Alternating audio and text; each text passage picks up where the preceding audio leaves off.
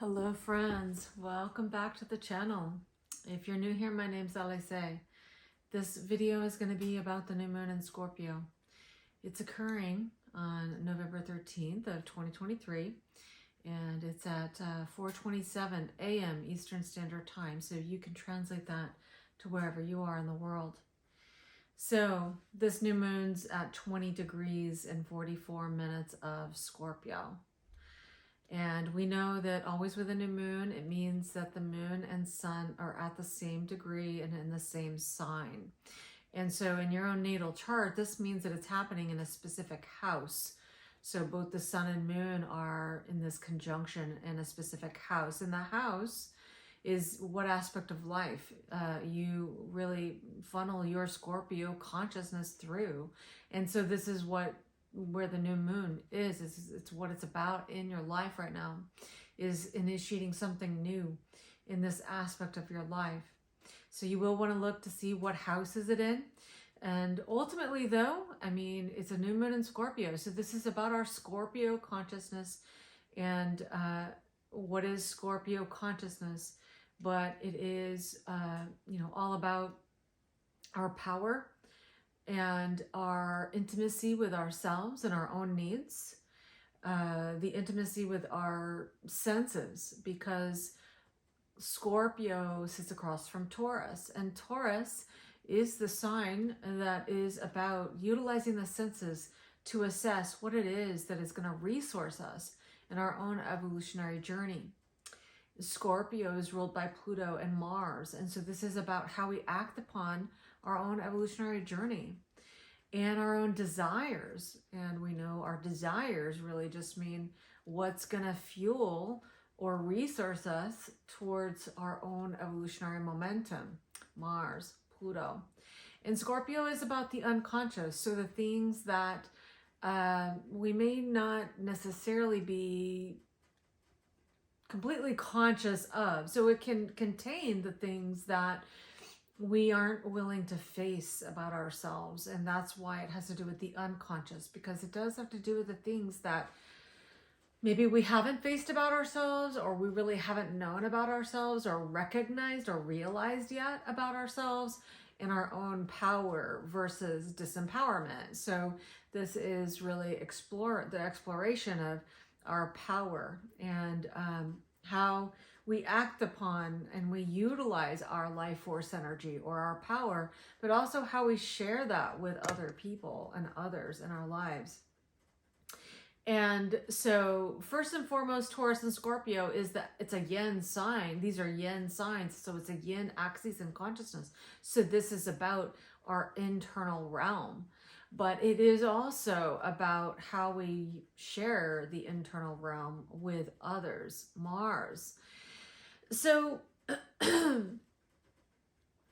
this particular new moon, because it's Scorpio, is ruled by Mars and Pluto is still within a square to the nodes of the moon being in Aries and Libra. And so, we want to be looking at, well, where's Mars? What's Mars doing at this new moon? It's going to assist us to know how we can initiate new things in regards to this particular part of our consciousness. And because the nodes are Aries and Libra, we could also look at, well, where's Venus? Because Venus is the ruler of the South Node, Mars being also the ruler of the North Node.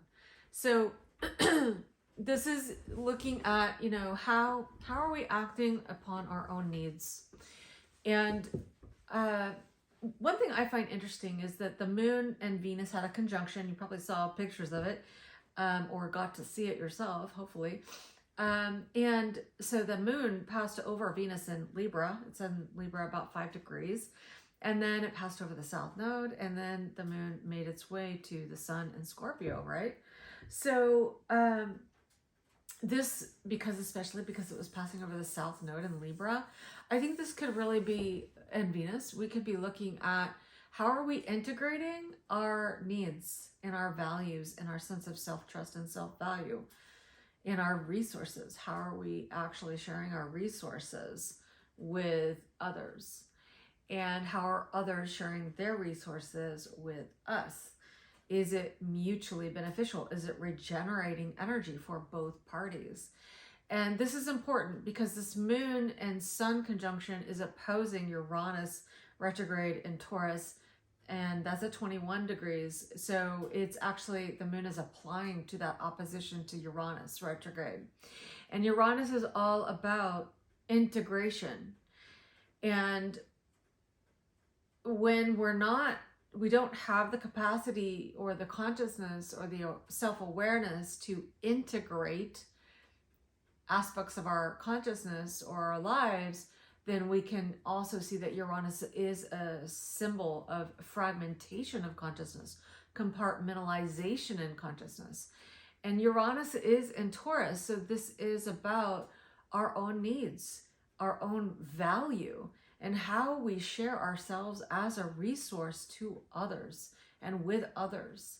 And this is important to be considering with a South Node in Libra. How are we sharing ourselves? Are we getting enough in return? And, you know, vice versa. It's always going to go both ways. And we know that if something in relationships, and when I say relationships, it could be a situation. It doesn't have to be a person. It could be a situation, a place, a thing, circumstance in our lives, right? So we have to be looking at, is this a resource for me? Is it giving back? And is it also equally giving back to the other, no matter what it is? So we will be looking at this, and we've been looking at this, I'm sure, since the last full moon. And then now we get the opportunity to initiate new things based on what we've integrated so far, right? Now, this means that the next 6 months has a Uranian component to it because of this new moon in opposition to Uranus retrograde in Taurus. Because this new moon really does see things until the next full moon in Scorpio in about 6 months. And so this brings a Uranian component. So we could be having aha moments, insights, new ideas or new insights, new awareness, new self-awareness, and what we need and what is working for us and what is not working for us to resource ourselves for our own evolutionary momentum. So going back to Mars, you know, what's Mars doing? Because it is the ruler of the new moon. And it's also the ruler of the North Node. And so this can be assessing, you know, because we want to be looking at the relationship between Scorpio and Aries. How have we been acting upon our own empowerment, our own needs, our own desires? And is there any adjustments that need to be made in regards to really acting on our own behalf and our own needs? And how we're actually creating momentum towards that which we desire and love, and embodying what we love. And so that we are an energetic match for what we love, right? Mars is in an interesting waning quincunx to Chiron.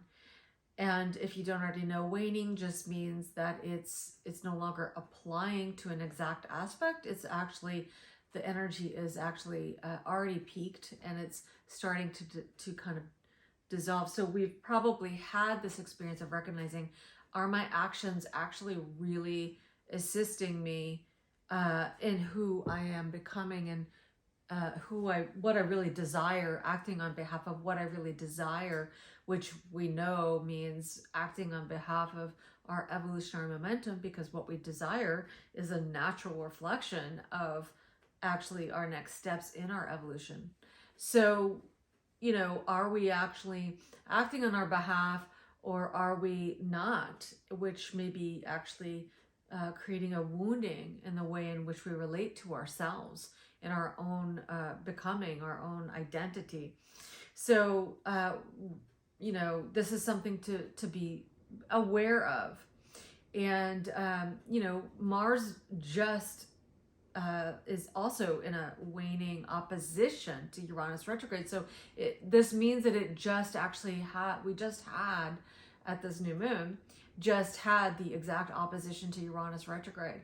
And so this can be something in the outside world or something that happens internally even, that we recognize, am I actually being integrative with my actions, or am I actually still acting on behalf of an old reality that I've outgrown, that is no longer really resonant for me, that is no longer valuable to me, that is no longer going to resource me into the reality that I desire to build for myself.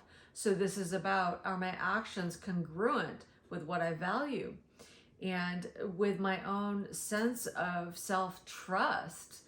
And if not, then there could be something that we need to actually move away from or move towards in order to be more integral and more integrative of our own needs presently, and what we're actually seeding for ourselves. And so, this could have to do with relationships for sure. It could have to do with, assessing our relationships. Are they resonant? Are they not resonant? Are there completions happening in relationships?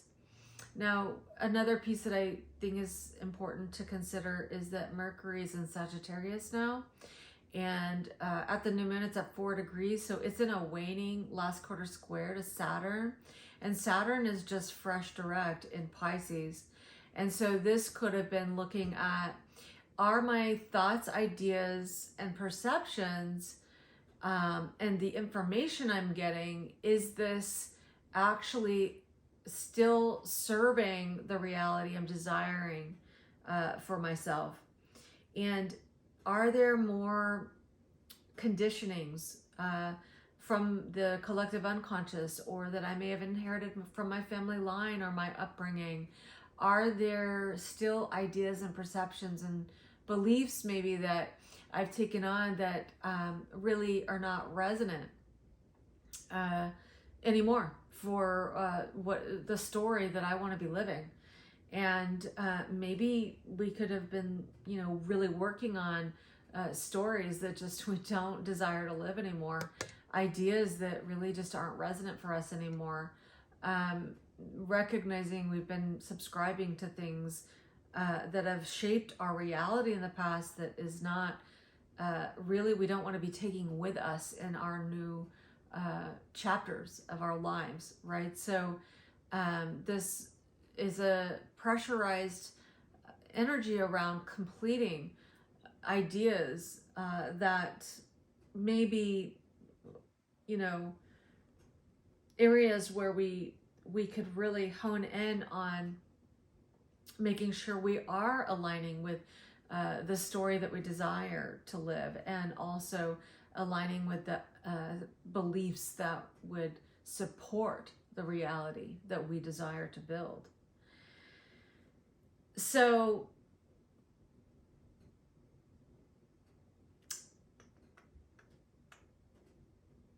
this is a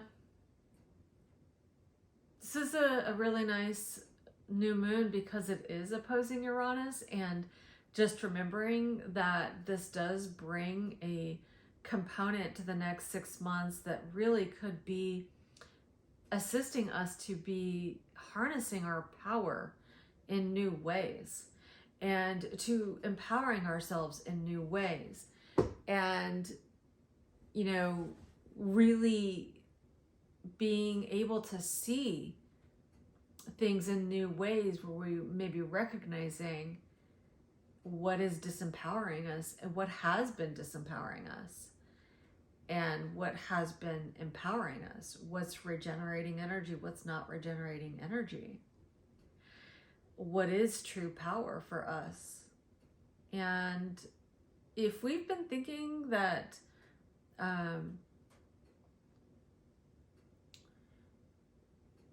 we need to stay in specific circumstances, people, places, things, relationships that that's actually depleting energy, we may find that we're really getting the messages that it's time to move on. so that we can actually really act on our own behalf and our own values, our own value, in order to truly align with what is really powerful for us and what is really empowering for us. And so I hope this is helpful. And if you have any thoughts, insights, comments, it's always welcome. It always makes the conversation more rich. And so utilize this new moon to write your story. You know, you can write your intentions and really with a clear, focused intention, bring in the new, because Pluto's about to move into Aquarius in January. So we want to be looking at what's no longer resonating, what is resonating, and being sure that we're really being clear with that in our own minds and hearts, and moving forward in new directions that are going to actually assist us to really be catapulted into the new reality that we're designing for ourselves now. So I will see you on the next video.